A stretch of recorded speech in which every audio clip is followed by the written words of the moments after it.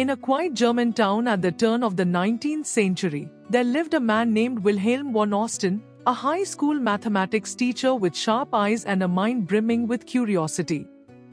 Unlike most of his colleagues, who measured intelligence by exams and textbooks, von Osten believed that wisdom and intelligence could be found beyond the human mind. He often muttered to himself, "Animals are far more capable than we ever imagined. We simply fail to notice it."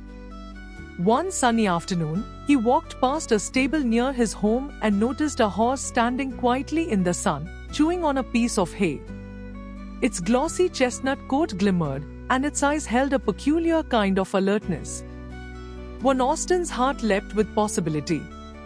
Could it be that intelligence was not only a human trait? Could a horse, so seemingly ordinary, understand numbers and reasoning? With a gleam in his eye, he purchased the horse that day, naming him Hans. Hans was an unassuming animal, with a quiet demeanor, but he had strong legs and a calm patience that von Osten believed would be perfect for rigorous learning. From the very first day, the teacher approached Hans not with a whip or commands, but with chalkboards, numbers, and gentle instruction. "We will attempt the impossible," von Osten whispered as Hans listened attentively, as though he understood every word. At first, it was a slow process. Hans would paw at the ground, chew the wood of the fence, or look away, as if daydreaming. But von Osten persisted. Day after day, he would ask Hans simple arithmetic questions, 1 plus 1, 2 plus 3, and eventually more complex sums, like fractions and square roots. And day after day, Hans began to respond. Not in words, but with his hoof. 1 tap for 1, 2 taps for 2, 3 for 3, and so on. Soon, Hans began to recognize patterns. He would paw with surprising accuracy, stopping exactly at the correct number. Von Osten could hardly believe his eyes. "This is no coincidence," he exclaimed. "This horse, he understands." Word of von Osten's remarkable horse spread quickly through the town. People were skeptical, yet fascinated. How could a horse perform arithmetic with such precision? Von Osten knew that Hans was special. He began to dream of sharing this wonder with all of Germany. By 1891, von Osten decided it was time to test Hans in front of the public. He organized small demonstrations in nearby towns, inviting children, teachers, and curious townsfolk to witness Hans' abilities.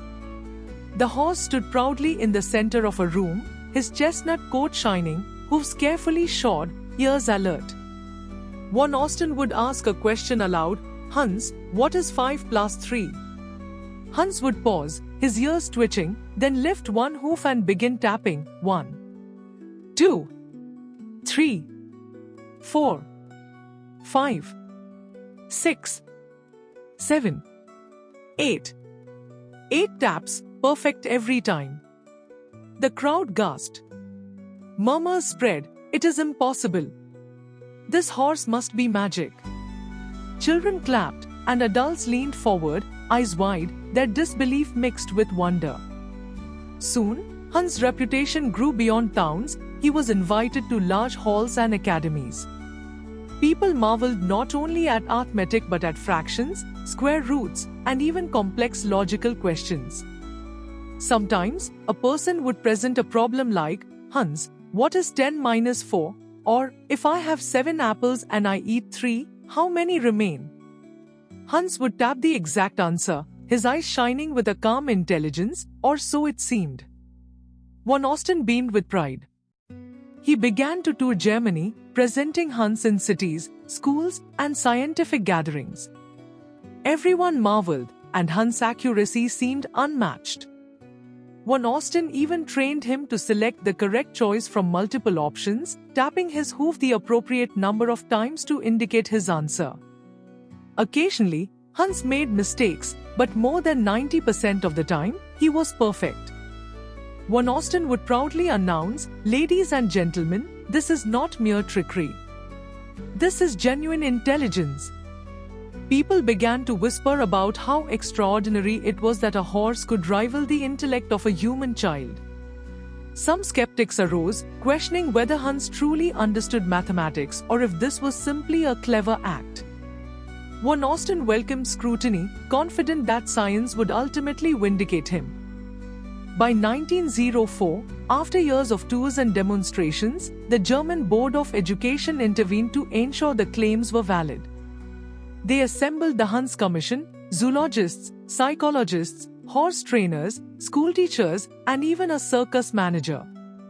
Their job was simple yet monumental: find out if Hans' talents were genuine or an illusion. The commission observed carefully.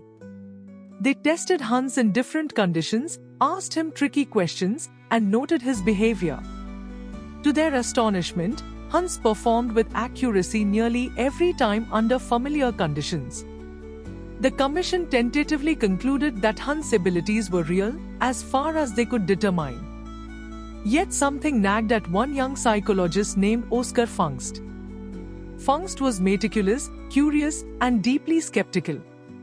He observed Hans closely, noting subtle patterns. He realized that when Hans was asked questions by familiar people, his accuracy was high. But when the questioner stood farther away, unfamiliar, or did not know the answer themselves, Hans began to make mistakes. Accuracy plummeted to almost zero. Fungst began to suspect a hidden factor. Hans' success was not entirely due to understanding arithmetic, but perhaps he was reacting to subtle cues from the humans around him. Fungst set up controlled experiments. He asked questions with unknown answers or had observers hide behind screens. He noticed a remarkable pattern. As Hans tapped his hoof, the questioner's posture, breathing, and expressions changed imperceptibly. When Hans approached the correct number of taps, the tension in the humans would release, sometimes even in micro-expressions invisible to casual observers. The moment Hans tapped the right answer, there was often a tiny exhalation, a shift of weight, a subtle gesture that he seemed to sense. The moment they didn't, Hans continued tapping, unaware of the actual mathematics, but perfectly reading these unconscious signals. Fungst realized he had stumbled upon something extraordinary: unconscious cueing. The horse had not learned arithmetic in the human sense. Instead, he had mastered an entirely different kind of intelligence, the ability to interpret human behavior and respond to subtle, involuntary cues. He was astoundingly clever, but not in the way Von Osten had imagined. Hans' brilliance lay in observation and social awareness rather than numerical computation. This discovery changed psychology and animal behavior studies forever. Researchers now understood that subtle, unconscious signals could guide behavior, often creating illusions of intelligence or understanding. In essence, Hans' success highlighted how human expectations shape outcomes, often unknowingly. The implications of clever Hans' abilities were enormous.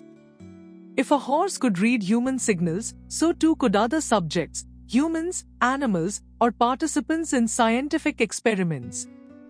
Fungst's studies demonstrated that biases could creep into research, skewing results without anyone realizing it.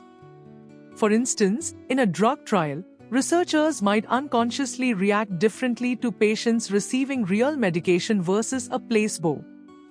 Even a small gesture, a nod, or a change in posture could influence how participants responded. Clever Hans had revealed the hidden vulnerability of human observation. Fungst proposed solutions, introducing the idea of double-blind trials, experiments in which neither the researcher nor the participant knows critical details about the trial. This approach minimized unconscious influence, ensuring more accurate, reliable results. Clever Hans, the horse that could seemingly calculate numbers, had not only amazed Germany but had changed the way science itself approached truth. His story was a cautionary tale, a lesson in humility, and a reminder that appearances can deceive. Intelligence is multifaceted, often invisible, and shaped by context and perception. In the end, clever Hans returned to his stable, older and calmer, no longer performing for crowds. Von Osten, though initially disappointed that Hans' arithmetic was not genuine, came to appreciate the horse's unique talents. Hans had demonstrated patience, keen observation, and the subtle understanding of human emotions, an intelligence that humans could easily underestimate. The world had been fooled, but the lesson was profound. Fungst wrote extensively, detailing Hans' life and the phenomenon of unconscious cueing. Today, psychologists, researchers, and educators remember Hans as more than a horse. He was a mirror reflecting human expectation, bias, and the power of perception. The moral of Clever Hans' story is clear: the results of your efforts might not always be what you expect. Success depends not only on skill but also on context, perception, and the subtle influence of those around you. Von Osten's dream of proving animal intelligence partially succeeded, but Hans' true gift was something deeper. He reminded humanity that the mind is clever, but so too are the creatures we often underestimate. And in that revelation lay a truth more valuable than arithmetic itself.